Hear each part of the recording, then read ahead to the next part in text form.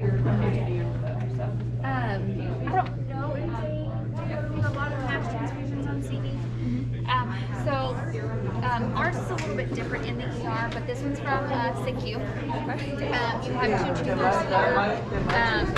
Everyone does it just a little bit differently, but this is how I like to do it. So I get your level 1 tubing. It all looks like this, and it'll say at the top, level 1. I will take a saline bag and I'll hang it right here on each of your chambers. It has little hooks right here. So usually the saline fits best up here, and then the blood, FFP, cryo, whatever it is, will fit nicely into those. So I usually take my bag, I hang it right here. I will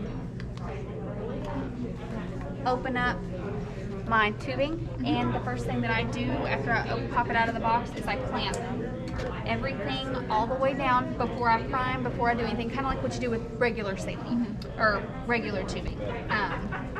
Clamp it all the way down and then roller ball clamp it.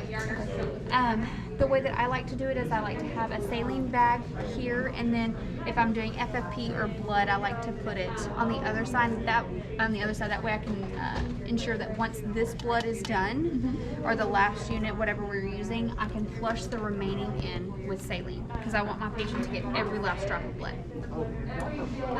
So everything is clamped. I have a saline bag over here. I spike the saline bag, squeeze it just like with normal tubing, and then slowly I open it, and this is not hanging, by the way, this is just here. So I unclamp it all the way down, slowly priming the line so that there's no air bubbles. Again, just like regular IV tubing.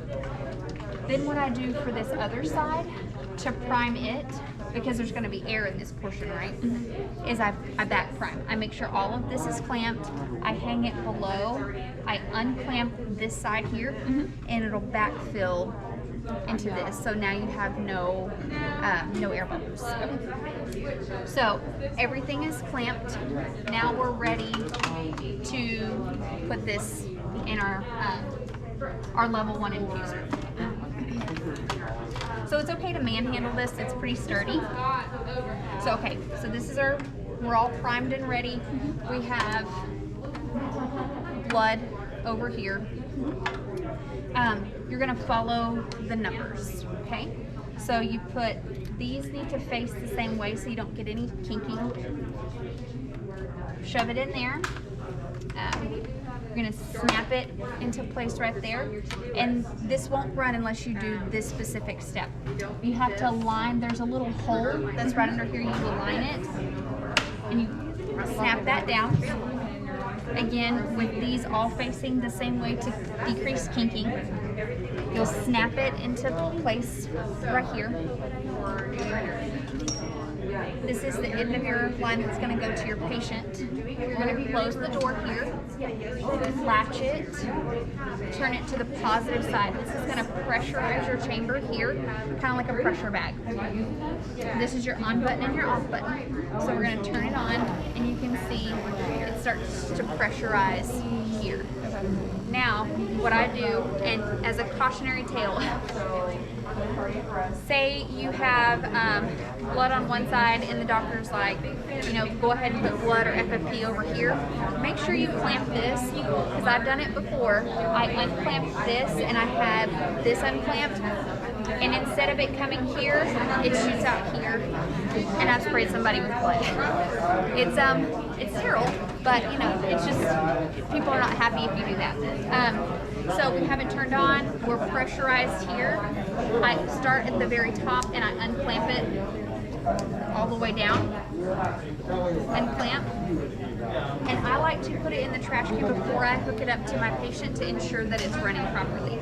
And then you're gonna undo your roller ball, and there it goes. And then, yeah, it's fast. So you can deliver 500 cc's of blood in about a minute. Okay. It goes really, really fast.